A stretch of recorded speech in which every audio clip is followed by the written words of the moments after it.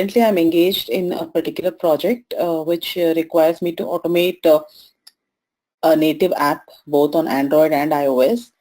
So I have worked on various open source automation tools like Selenium, Selendroid, Appium. So right now I'm working on both Selendroid and Appium. But now Appium is advanced wherein you can use the same code as a portability for both Android and iOS, meaning to say that you can run the same source code on both. So earlier we didn't have this feature. Here we are, going to have a small demo about what are the setup parameters to work with Appium, and how to automate a native app, an iOS native app and Android native app. So currently I'll be giving you a demo on the iOS side. So let's get started. But before that, let us understand in Appium or Selenium or Android, Selendroid, you will have to know certain coding. You basically need to know Java coding. So here the setup is simple, but you have to start writing test cases and add the test cases to the framework. Make sure your framework is scalable to keep adding more test cases. So here you can use test-ng or JUnit. So we will be using test-ng. So I was telling you, you will need Java programming language because you can bind this with any client API, maybe Python, Ruby, C#, but Java is most preferred and universally accepted. So Appium is basically an open source test automation framework that is used for both native and hybrid mobile apps. So these are different kinds of mobile applications. You have native apps and hybrid apps. So what does a native or a hybrid mean is basically your native apps are designed using a particular OS on a particular OS and a set of APIs. So here you have so hybrid mobile applications are basically developed not as a full-fledged API, but you will be using certain tools like PhoneGap, or you could also be using Cordova. So these are different tools that you can create hybrid mobile applications, which will work on different OS. Basically, they're OS compatible, so you can automate both kind of mobile applications. So it drives iOS and Android apps using the WebDriver JSON wire protocol. So if you see, I have a set of scripts. That's where I was mentioning that you will, code the desired capabilities, the flows, the some set of functions, and it could be setup functions. It could be tear down functions. So you are going to bundle all your test cases into test scripts using test-ng. And so when you have your client side, you have your ID and you have your test cases, and you will be running the Apm server on a particular, let's say you would be running it on a particular port. So it could be a local host, and when the server is running, you make all the changes to the Apm setup. You can do that using either through UI, or you could control the entire execution through the source code. So desired capabilities can be set through the desktop UI setup, which the apm.io has released, or you can control the entire thing with the source code, with your coding itself. So every time you have this the server running, so the WebDriver, that instance that you're going to create, would send the commands, and you have the the server running on this particular socket, it converts every command into an action, and those actions are converted and executed on your emulators or on your phone, rather the device directly. So here you have a choice to use which device to use or which OS combinations. All these has to be set through the desired capabilities. So here you have yeah, some of these setup which you know, you will go through once we start the course. So you need to have Mac OS X with Xcode and the iPhone simulator SDK. You will also need you can run your code through either the Eclipse IDE and of course the client libraries. Both Selenium and Apm libraries have to be downloaded. If you are not very comfortable with that, we can also configure it through the Maven. So it downloads all the latest from these sites and keep all the builds and the APIs updated. So here I have a screenshot. So probably this is slightly an older one. So here is what I was telling you, the local host, IP address, and the port on which the Apm server will be running. And when you say launch, the server starts running. But before that, you will have to go to the iOS tab and mention which device you would be using. Like for instance, here I am running this on iPad. So I can mention whether I want to use iPhone or any other device, and I have to mention the UDID of that particular device on which I would be running, and also the APK, the app, the app path to the app, like say for instance care.app. So I'll have to mention where exactly this particular app is residing. So the server starts running and the socket is open for all the commands that is coming from the from your source code. So every command is interpreted as a user action on a particular device that you have configured here. And then you have inspector. So basically this is an element inspector. Now this inspector is used to work with these elements. Like say for instance, I have sign in with Facebook and sign in with email. So these are the two different elements, but push buttons. And let's say I want to know its locators either by name, value. So you can see the details. Now this information is only will enable you to add scripts. This is record and playback is of not great use. Practically it is not used. This will only help you in assisting or finding the elements and working with the locator elements. So let's say in a particular page you want to know what this text is, or let's say you want to know what are the attributes of this particular, the first button that you see on the screen. So you can select this and the particular elements get highlighted and you can see all the details as name, value, type, whether it's enabled, disabled.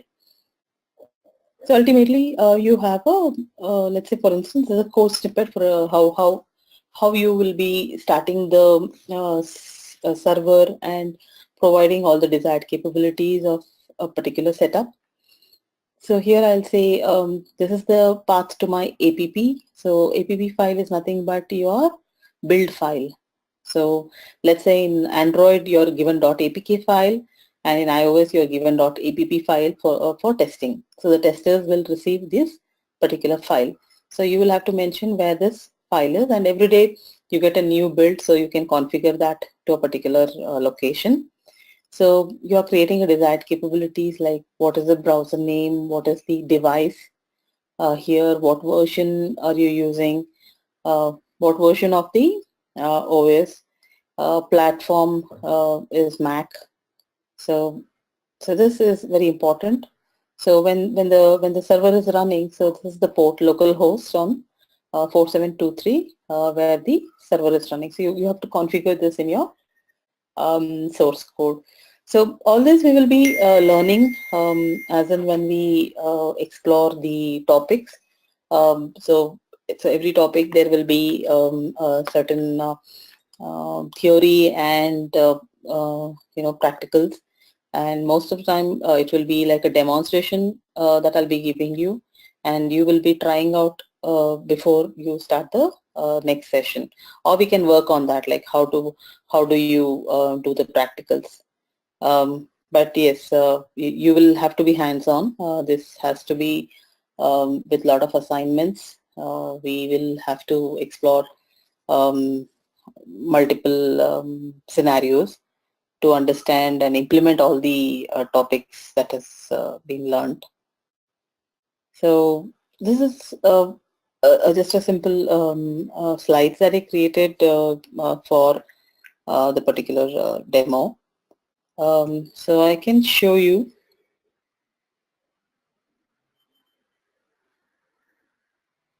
So there is this application called Scarybug, which I will be running on a emulator. So here is the source code. We will not be dealing much with the source code here. This is just to show you like how to build and where to find this .app in case you have an access to the source code in your project. So here you can say build succeeded, and then you can run. So it gets it launches the simulator, and you can view the application on this, and you can also use the same simulators for running your tests as well, or you can connect your device. But make sure, yeah, of course, there are certain attributes and desired capabilities you need to. Okay, this is a simple app called Scarybugs. So there are some just a view here. Like there are different views here. So let's say you need to automate these clicks. Okay, so this is a simple app that I have here. Now I can configure this app and then run certain tests to check these elements on this particular activity. Any questions so far? So here I have, okay, so all the source code will be shared with you, all the APP will be shared with you. If you also happen to have your own apps from your work, you can, if you are able to share, then you can share it, or you can try to run certain tests on those apps, but mostly the source code and the apps will be shared, and you will be able to run the tests. So this is what I mentioned, like where you can, platform names, you can mention whether it's Android or iOS. Mention the platform version. So you will know which version you would be using, okay, by looking at this build settings. So this is the target, whatever the target OS that is you are supposed to be using. So you can make changes to this, and you can also make changes to the, you will know which version of iOS to use, or whether you are going to use a device, or are you going to use, let's say, you will be using, whether you will be using the phone or the emulators.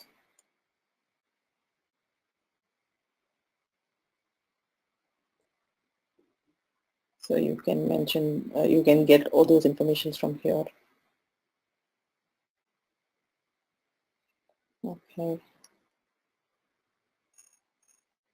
So here is the Apm server.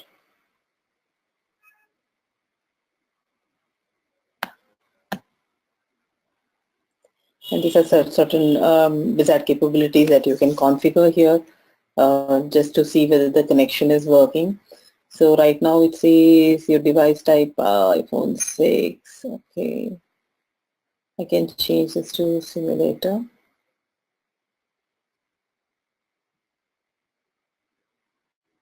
So when you launch, when you download the Appium, this is the latest version, and they have simplified the how the UI looks like. So here you can get start server, and you can get the log data here.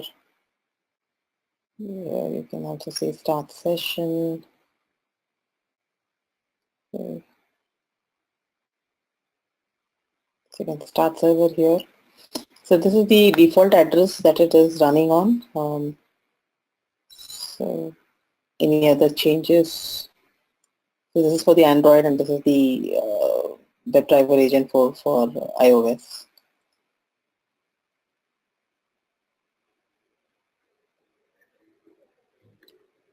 So here the server is running, and then I make changes to the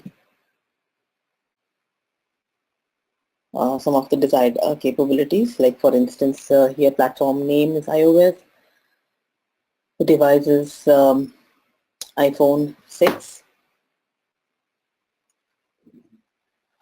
and you can also change these settings.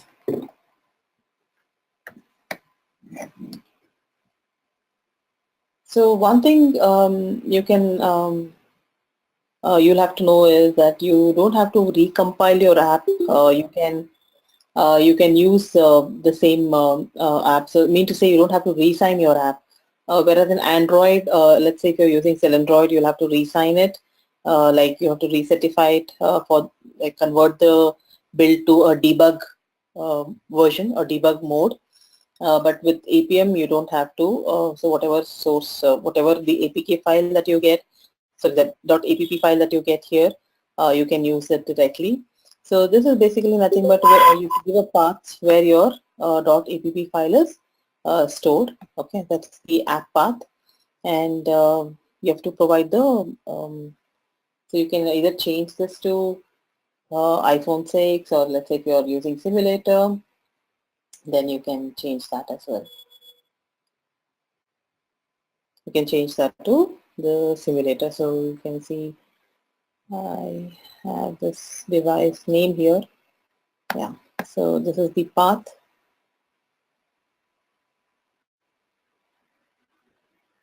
So here you can change this. Here iPhone simulator instead of using the device name, the exact device name.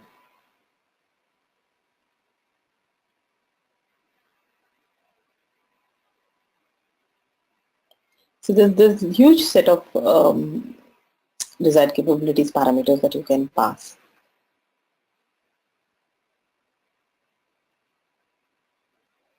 So automation name is nothing but which automation engine to use. So Appium default or Selendroid or UI Automator 2. So these are some of them. Or you can use XUI test for iOS or UI engine. So that is what you will see here. That's what you're seeing here. We are using the XUI test.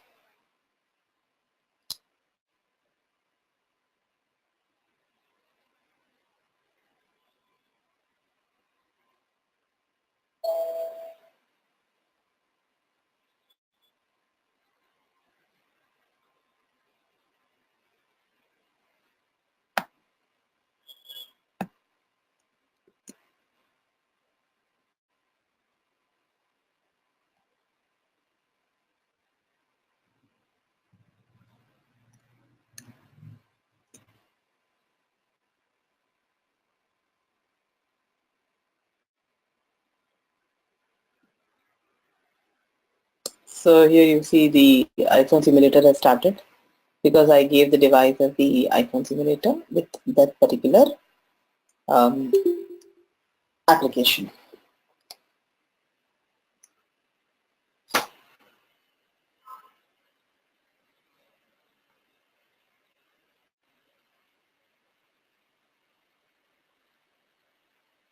So you can also see Scary Bugs got loaded. The app is launched here.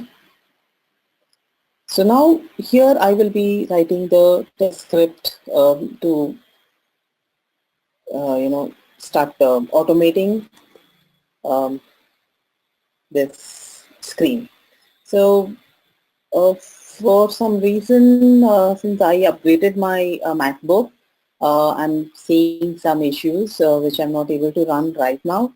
But I can show you, I can walk you through one of this framework that is used for testing a particular app. So here there's something called create session. So here you're invoking the Apm, so you don't have to every time start invoking the Apm through the UI. So this don't get confused. This is through the UI. This is just to make your setup easier. But all this can be controlled through your coding itself, through your uh, Apm called Apm APIs that you'll be using. So you can override these methods like invoke Apm, stop Apm. So let's say if you're saying create a driver, so I'm going to create instances to the drivers, and then I create a path here. I mean, provide the path to the app file and make all the setup here. So stop Apm will directly go to the particular terminal and terminate or kills the service that is running on that particular port. So what I'm trying to say is all this can be controlled through your source code itself. So I have some of these generic methods, like for instance, you want to automate long press. So let's say there's one functionality in your app which needs long press, or let's say swipe. So all these gestures can also be overwritten. So basically, here you have the methods, the wraparound wrapper kind of functionalities, and these APIs can be called directly, or you can also customize according to your need. So scroll into view, scroll exactly, exact location, launch app. So you see all these methods, swipe left, swipe up. So these are the different methods that are overloaded and which are also can also be used directly. So these are some of the generic methods, and then you have the iOS, the main methods. So first is verify login, verify scenario. So each of these will be executed as a test, and you will see the results, like this in the test ng, whether the particular test passed, failed. So this particular test has failed, and it is showing so many issues. Maybe the element was not located. So these are some of the skip tests. The element was not located, or the page or the activity did not load. So so since this being a demo, so I am I just showed you the setup, how to configure Appium through the desktop UI, and how to make settings, desired capabilities through the code, through the how using the Appium APIs, and so I just showed you like how the result, a test result will look like. So since I just upgraded my iOS, my MacBook to the latest OS, that is 10.13, so some changes that I need to make in order to make this run. But otherwise, if you have any questions, I take the question. I hope the QH has share the contents with you. So of course, we will be automating different elements, various kinds of UI, along with the gestures, how to automate gestures, and if there are any, sometimes it could be some graphic elements could also be part of your test scenario. So we can use that as well. And your framework would be basically for mobile applications. The framework should not be too complicated. So we will be using as simple approach as possible. And if there is need for any database, we will also be using a framework with um, some database, like for a data-driven testing. Okay, if there are no questions, I will be ending this session. Thanks, everybody.